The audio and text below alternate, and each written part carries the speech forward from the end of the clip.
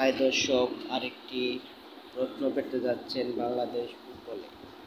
কে এই রত্ন? তিনি হলেন মল্লিক খান।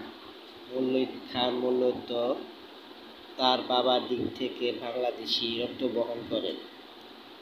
আন্তর্জাতিক ফুটবলে কিংবদন্তির হয়ে তিনি প্রতিনিধিত্ব করেছেন মল্লিক খান। মল্লিক খান বাংলাদেশি তার বাবার দিক থেকে। তিনি 6 ফিট,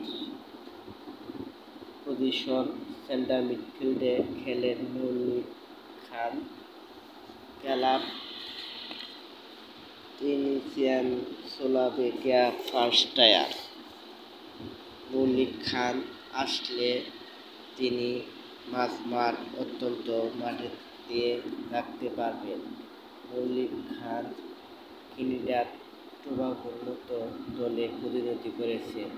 তিনি ত্রিনিদাদ টোবাগোর হয়ে 2টি ম্যাচ আন্তর্জাতিকভাবে খেলেছেন।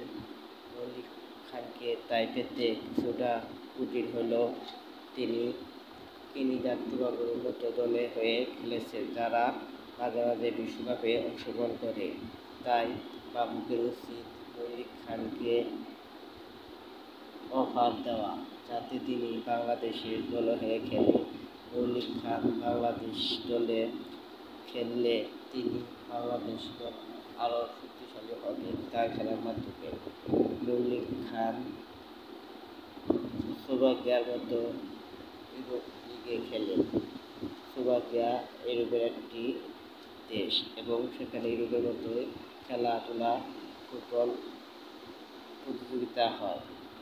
মল্লিক খান ত্রিনিদাদ দলে খেলেছেন এবং স্লোভাকিয়া টিনসিন ক্লাবে খেলেন। তিনি ফার্স্ট টায়ার ক্লাবে খেলেন, এটি প্রথম শ্রেণীর মতো। তাই আশা করা যায় মল্লিক খানকে ভারতের পক্ষ থেকে আমন্ত্রণ জানাবে। সবাই ভালো থাকবেন। আর আমার ভিডিওটি পছন্দ হলে আপনারা লাইক ও সাবস্ক্রাইব দিবেন এবং আমার ভিডিওর পাশে এবং আমার চ্যানেলে থাকবেন। আর যারা সাবস্ক্রাইব করেননি, ভিডিও দেখে সাবস্ক্রাইব করে যান। আসসালামু আলাইকুম।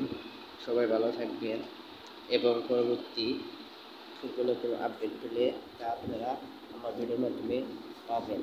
তাই ভিডিওর বেল বাটনে ক্লিক করে রাখুন।